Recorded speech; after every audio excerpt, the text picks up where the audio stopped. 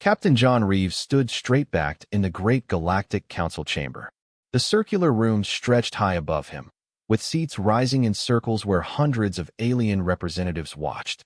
Light from Centauri Prime's 3 suns filtered through the crystal dome above, casting rainbow patterns on the polished floor. The Council has made its decision, High Chancellor Zorax announced, his blue skin glowing as he rose from his throne. His 4 eyes blinked in sequence, a sign of finality among his species. Earth and its inhabitants are considered too dangerous to continue participating in galactic affairs. John fought to keep his face neutral. 6 months of hearings, appeals, and promises came to nothing. Beside him, Ambassador Susan Miller was gripping her tablet so tightly her knuckles turned white. The evidence is clear, continued Zorax. In just 50 years since discovering faster-than-light travel, humans have disrupted trade agreements, challenged territorial borders, and questioned traditions held for millennia. Your species advances too quickly and without due respect for the established order. A murmur of agreement passed through the chamber. The older races, the Zoraxians and Vendethi, nodded their approval. They were the loudest voices calling for removal from Earth. By unanimous vote, Earth will be isolated. A barrier will be erected at the edge of your solar system, beyond the orbit of Mars. No ships will enter or leave. The barrier will be activated in a standard 6 months. Susan stepped forward. High Chancellor, we request more time to prepare our people. 6 months is not enough. The decision is final. Zorax interrupted. Be grateful for the time given. Many called for immediate isolation. The meeting ended abruptly. As the aliens left the chamber, John noticed how few were looking at the human delegation.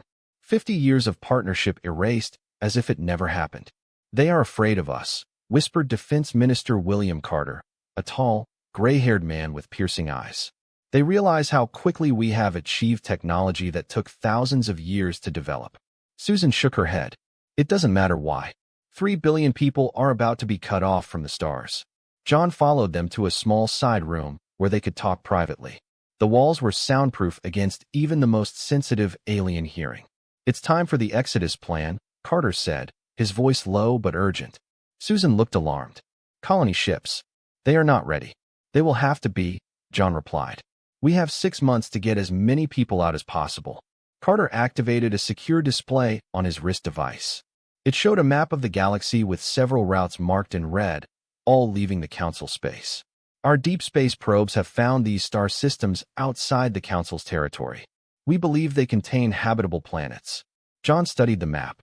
That represents a journey of at least 20 years, even with our fastest ships. Better than prison, Carter said. The Council thinks they know everything about our capabilities, but they don't know about the ships we've been building in the asteroid belt. Susan sat down heavily in a chair. How many can we save? Maybe 1 million people, possibly 2 if we really push construction, Carter responded. Not enough, I know. And the rest? John asked.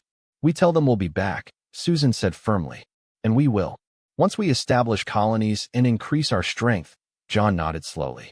So we pretended to accept the Council's decision, while secretly planning our escape. And our return, Carter added, is not the end of humanity's story in the galaxy. It's just the beginning. The 3 stayed in silence, the weight of what was to come pressing down on them.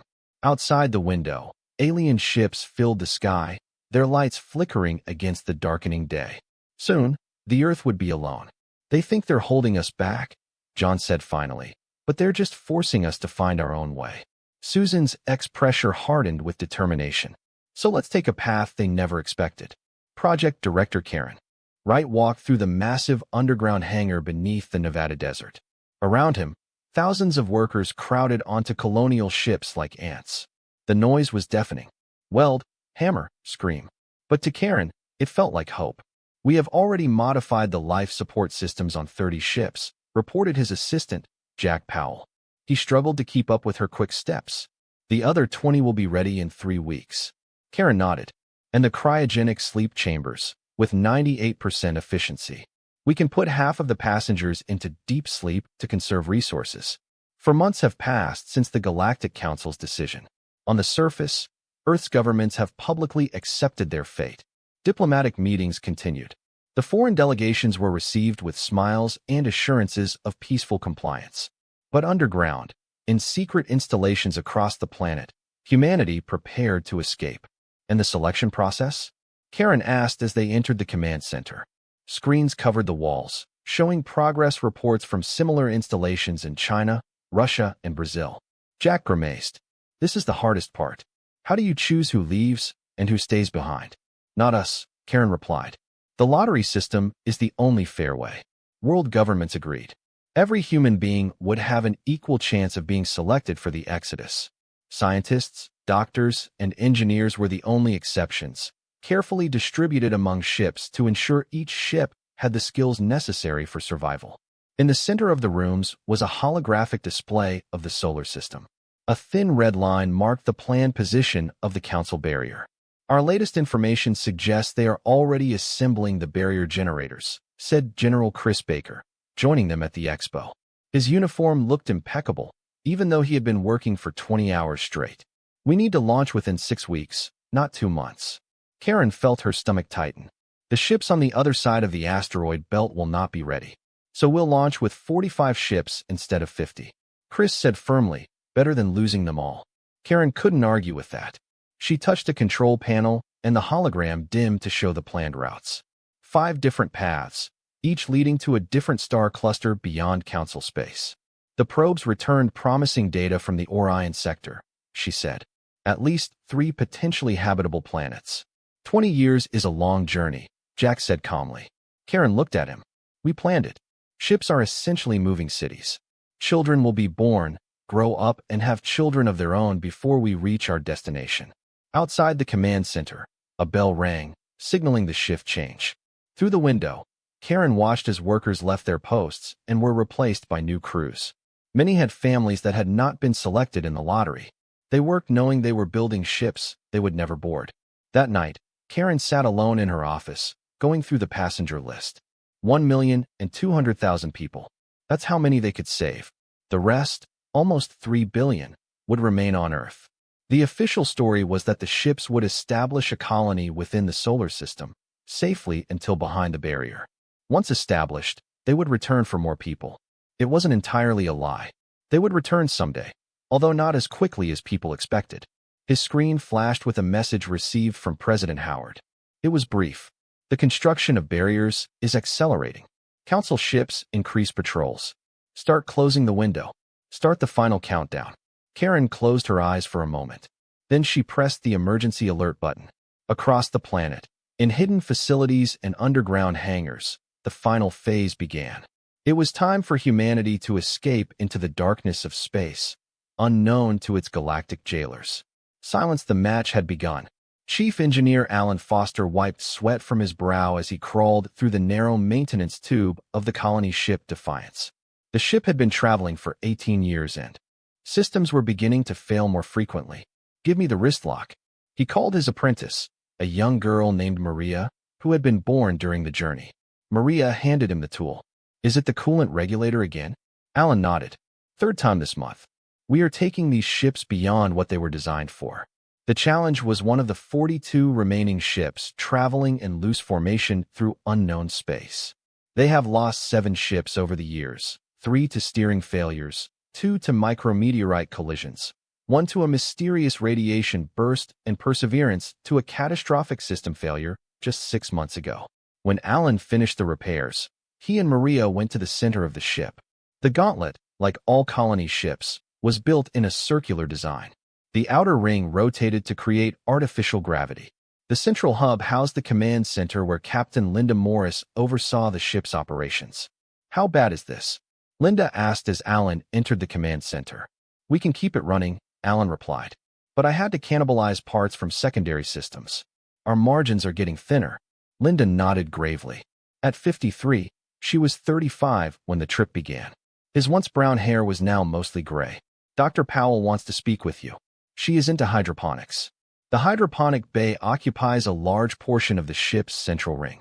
Here, under artificial light, the plants grew and carefully maintained the nutrient solutions. The room was damp and smelled of earth and green things. The closest thing to nature that children born on ships have ever known. Dr. Lisa Powell looked up from her tablet when Alan entered. There you are. Come see this. She led him to a row of plants with broad leaves and small fruits. I modified these tomatoes to produce 30% more food with the same resources. If we implement the change on all ships, we will be able to extend our food supply for another 3 years. Alan smiled. This is the best news I've heard in months. Lisa nodded, but her expression remained serious. We need more time. Our latest scans of deep space show that the first target system is not suitable. Lots of radiation from the local star. Then we continued to the second target. Yes, 2 more years at least. As they talked, a group of children ran around the hydroponic bay, laughing. Among them was spaceborn 10-year-old Peter Jackson, who had never felt real gravity or breathed unfiltered air. Alan watched them. Sometimes I wonder if we can make it. 20 years is a long time in space. We will make it. Lisa said firmly, we need to. Later that day, all the ship captains gathered for the weekly communication meeting. Holograms appeared in the Defiance's conference room as the leaders of the remaining ships appeared. Captain George Willis of the Horizon spoke first, his face grim. We lost contact with Endeavour. Our sensors detected a huge increase in power in the reactor before communications were cut. We have to assume the worst. A heavy silence filled the room. Another lost ship. Another 100,000 lives were lost. Captain Morris finally spoke. We will adjust our formation to cover their position and hold the memorial service tomorrow. After the meeting, Alan stood at the observation window, looking at the endless stars. Somewhere out there was his destiny, a new home where humanity could rebuild. Peter Jackson joined him, pressing his small hand against the glass. Mr. Foster, it's true, we were almost there. Alan looked at the boy. He thought about the failed first target system, the additional years of travel ahead, and the dwindling resources. We are getting closer every day, he said gently. And when we arrive, you will help us build something incredible. Peter smiled, his eyes reflecting the distant stars that would be his inheritance. Governor Patricia Davis stood on the hillside, watching the sunrise over New Terra. The morning light painted the town with a golden glow. Below, thousands of prefabricated homes and newly built structures spread across the valley. Fields of land crops mixed with blue-leaved native plants stretched to the horizon. It's beautiful, said Dr. Ryan Collins, joining her on the hill. It's hard to believe we've only been here 14 months. Patricia nodded. Sometimes I forget what it was like to live on ships. After 23 years of travel, the remaining 42 colony ships arrived in the Orion cluster. New Terra was the first planet they colonized, a world with gravity slightly stronger than Earth's, but with breathable air and abundant water. The landing was not easy. 2 ships crashed during the descent, although most people survived. How's the excavation going? Patricia asked, turning to Facerian. Ryan's eyes sparkled with excitement. You need to come see for yourself. We discovered something remarkable. They walked to the edge of the settlement, where several large tents covered an excavation site.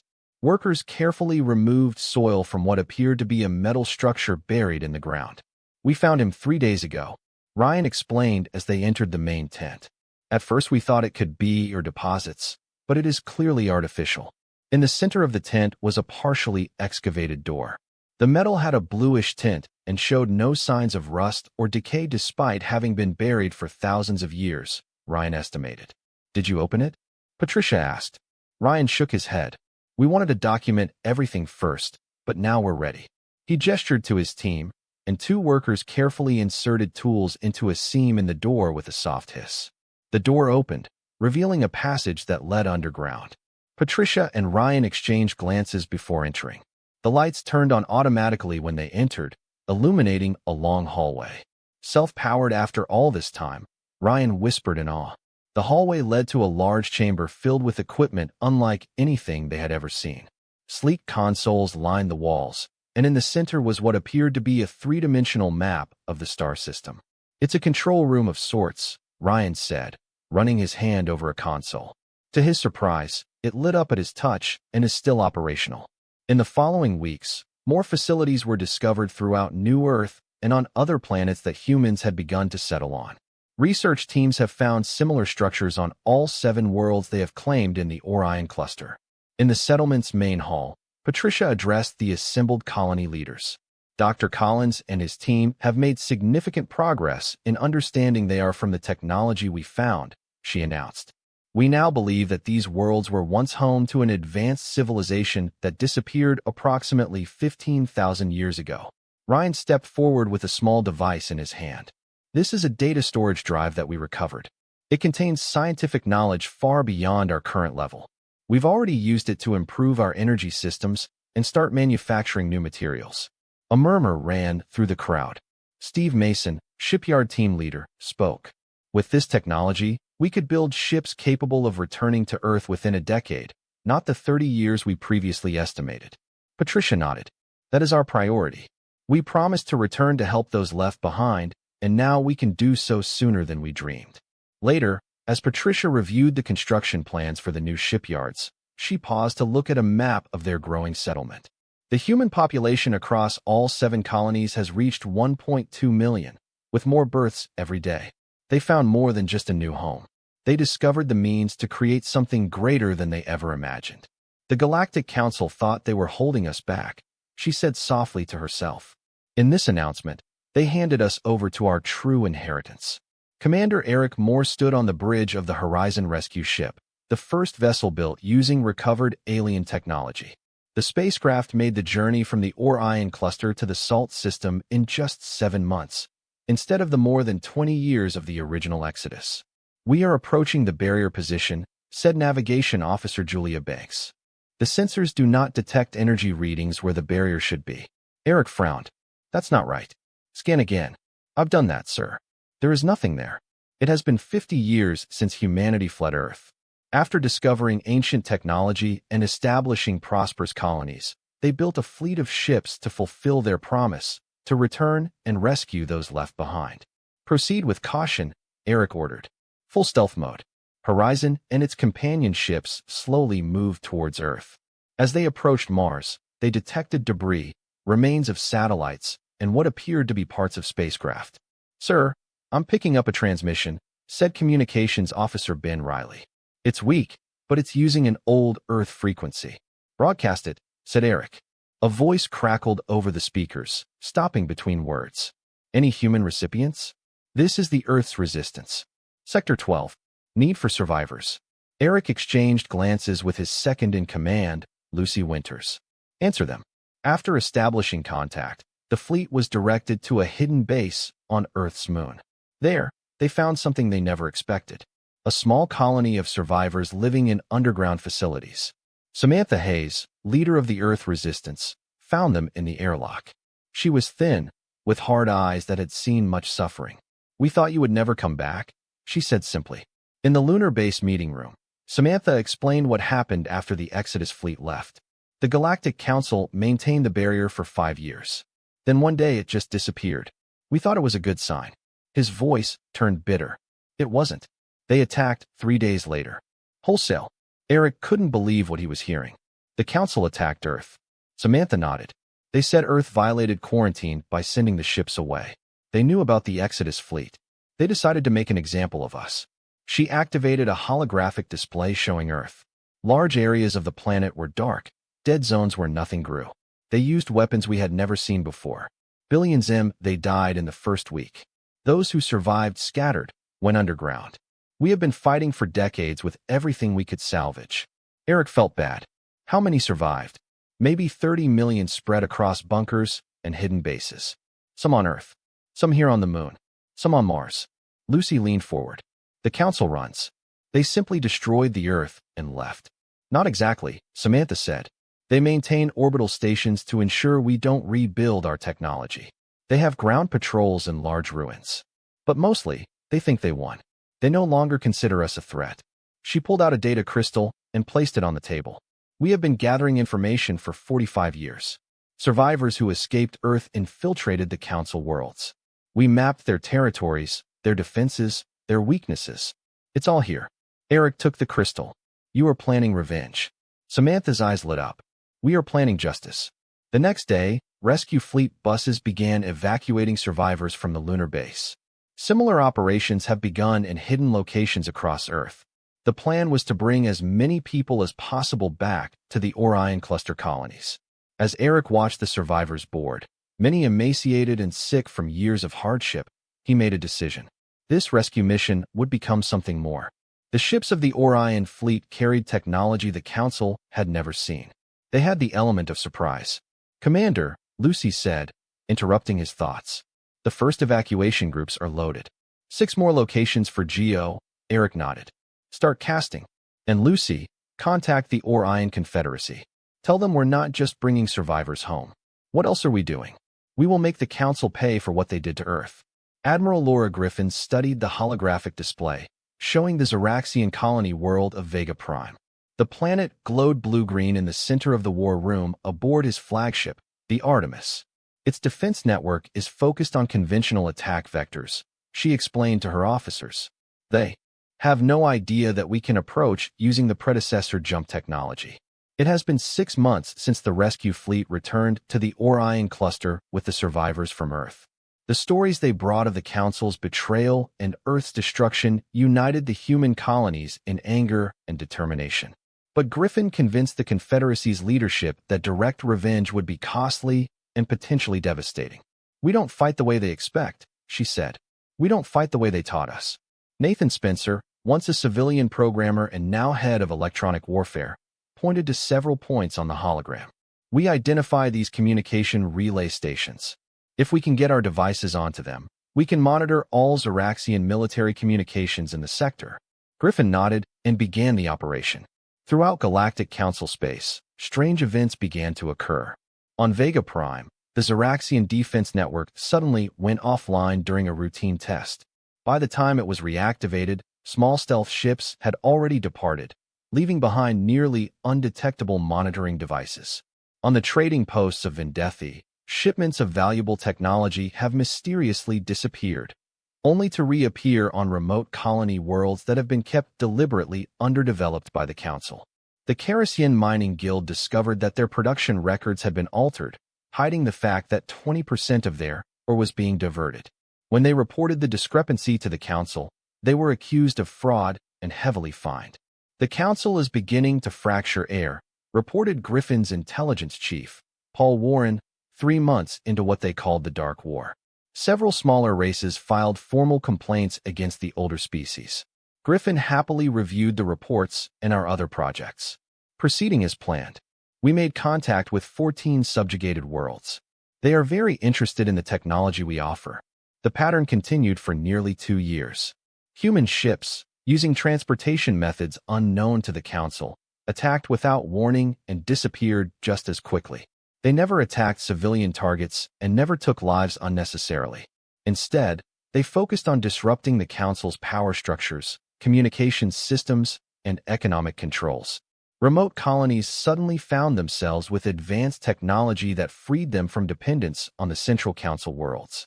The lesser races of the Council have discovered evidence that the older races have manipulated their development for millennia. During a rare meeting in the Orion Confederacy capital on New Earth, Griffin met with Samantha Hayes, who now represented Earth's survivors in government. "The latest reports from our agents in Council space are encouraging," Griffin said. 3 more member races declared independence from the Council last month. Samantha looked at the strategic display, showing the known galaxy. Large sections that had previously exhibited Council control now appeared as independent territories. "They still don't know that it's us behind everything?" she asked. Griffin shook his head. "They suspect, but can't prove it. Their sensors cannot detect our ships when we use previous propulsion technology. As far as they know, humans are safely contained in the Orion cluster, building our little colony and posing no threat. When do we reveal ourselves?" Samantha's eyes held the same hard expression they had when Griffin met her on Earth's moon. "Not yet, G," Griffin replied.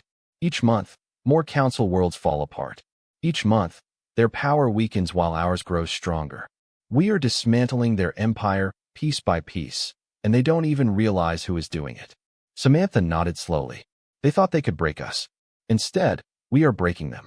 Griffin looked back at the screen, seeing not only the current state of the galaxy, but also its future. A future where humanity would help create something better than the stagnant hierarchy that rejected them and then tried to destroy them. "We're not just fighting for revenge," she said. Calmly, "we are fighting for a new beginning." Scientist Michelle Richards sat cross-legged on the floor of the ancient chamber, far below the surface of New Earth. The walls around her glowed with a soft blue light, covered in symbols that seemed to shift and change as she watched them. 3 years have passed since the start of the Shadow War. As Admiral Griffin's forces continued to weaken the Galactic Council, Michelle studied the predecessor technology that had given humanity its advantage. "I know you're here," she said softly to the empty room. "I can feel you watching us." For months, she had sensed something within the ancient systems, not just programming, but consciousness. The technology responded differently to her and the others, almost as if it recognized her in some way. Suddenly, the light in the room intensified. The air shimmered, and a figure formed before her. A being made of light and energy, vaguely humanoid, but clearly not human. "You called," said the figure, his voice resonating directly in Michelle's mind, and we answered. Michelle's heart raced, but she kept her voice steady. "You are the predecessors, the ones who built this technology. We were once like you, hey, meat beings that walked these worlds. Now we are something else." Over the next few hours, Michelle discovered the truth. The predecessors were not extinct.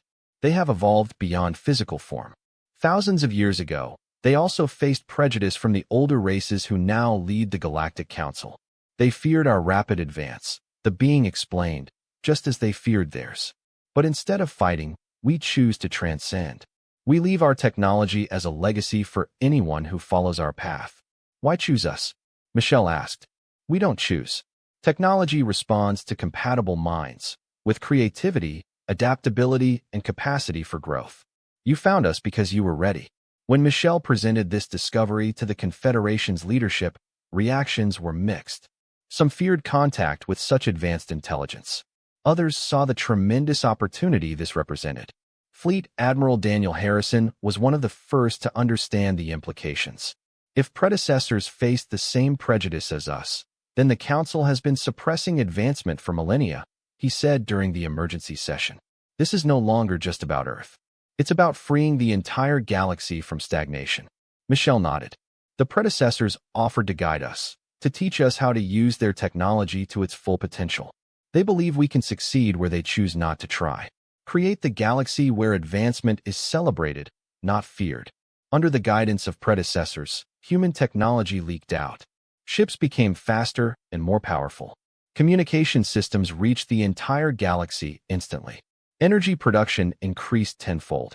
In her lab, Michelle worked with a team of scientists to understand her predecessor's most notable achievement: the ability to manipulate space-time itself. "They don't just travel between stars," she explained to Admiral Harrison during his visit to his facility. "They moved between realities, between moments in time." Harrison watched as a small probe disappeared from one containment field and appeared in another on the other side of the room. "Can we set this up?" he asked. Michelle shook her head. "That's not what they intended this technology for. And honestly, we don't need guns. The Council's power is already crumbling. What we need is to show the galaxy a better way forward." Harrison considered this. After decades of plotting justice for Earth, the idea of moving beyond revenge was difficult. But he was a strategist at heart, and he could see the bigger picture. "So instead of destroying the advice, we offer an alternative," he said slowly. "A new order based on cooperation rather than control." "Exactly," Michelle replied. "The predecessors believe that this is why they preserved their technology for so long, waiting for a species that could both master it and use it wisely." Upon leaving the facility, Harrison looked up at the night sky. Stars that once seemed impossibly distant were now easily reachable, and beyond them lay not just new worlds, but new possibilities for all sentient life. The time of the shadows was running out. Soon, humanity would step into the light, not as conquerors, but as liberators. The massive redemption flagship appeared in orbit above Centauri Prime, the capital world of the Galactic Council. Within seconds, similar ships materialized above every major world council in the galaxy. There was no warning, no time for the defenses to activate. On the Bridge of Redemption, Ambassador Olivia Baker straightened her formal uniform and took a deep breath. "All ships report successful deployment," said Fleet Admiral Harrison of the Cider. The council chambers were surrounded. No one entered or left the building. Olivia nodded and laughed a channel into the council chambers. On worlds across the galaxy, council representatives looked on in shock as communications systems activated simultaneously. The face of a human woman appeared on the screens in every council chamber. "I'm Ambassador Olivia Baker of the Orion Confederation." She calmly announced 70 years ago that her council had banished humanity from galactic affairs. "Today, we return to offer you a choice." In the Grand Council chamber on Centauri Prime, High Chancellor Zorax ascended from his throne, his blue skin pale with shock. "How is this possible?" he demanded. "Their ships could not have reached all of our worlds simultaneously. And yet here we are," Olivia replied. Her image appeared on the huge screen in front of the camera. "Your understanding of what is possible has always been limited, Chancellor. This limitation cost the galaxy centuries of progress."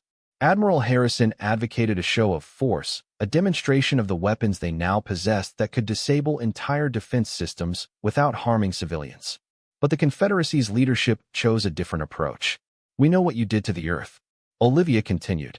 His voice was firm despite the emotion he felt. "We know how you betrayed those left behind and tried to erase humanity from the galaxy." Murmurs spread throughout the chamber. Many of the younger council representatives looked confused. This dark chapter was hidden from them. This was a necessary action to contain a dangerous species. Zorax stuttered. "He was?" Olivia asked. "Or was it fear of what we could become? Fear that we may move forward too quickly, challenge your authority, disrupt the order you have maintained for millennia?" She paused, letting his words sink in. "Over the past 3 years, that fear has been justified. It was humanity that helped its subjugated worlds gain independence. It was humanity that exposed the lies you told to keep the lesser races dependent on you. It was humanity that showed the galaxy that there is another way." On dozens of worlds, council representatives watched the data transmission on their screens. Proof of the corruption and manipulation that the oldest races have engaged in for thousands of years. "Today we offer you a choice," Olivia said. "Continue your rule through deception and control and face the consequences, or join us in creating something better. A galactic union based on cooperation, innovation, and mutual respect." To demonstrate its sincerity, the Confederation revealed its most powerful technologies, not as threats, but as gifts. Energy systems that could end resource scarcity, medical advances that could treat illnesses the Council had never seen, transportation methods that would connect the galaxy in previously unimaginable ways. Over the next few weeks, the Council races made their decisions. The smallest and youngest species were the first to join the proposed union. Then came the middle powers, seeing opportunities in the new order. Finally, even some of the older races, their power already diminished by defections and exposed secrets, agreed to the new terms. A year later, Olivia stood in the newly built Union Hall in New Territage as representatives from over 200 worlds signed the charter establishing the Galactic Union. Earth, now carefully restored with advanced environmental technology, has occupied an honored place as humanity's ancestral home. When the last Zorexian advisor, Zorax himself, reluctantly added his signature to the document, he turned to Olivia with grudging respect. "How did you achieve so much after we kicked you out?" he asked. "What was your secret?" Olivia smiled. "You gave us no choice but to grow stronger. By banishing us, you force us to find our own path. And that path led to something greater than any of us could have imagined on our own." At the end of the ceremony, she looked out the window at the stars, no longer distant points of light, but homes and allies in a galaxy transformed by humanity's journey, from exiles to architects of a new era. The banishment that was supposed to be his end was just the beginning. "You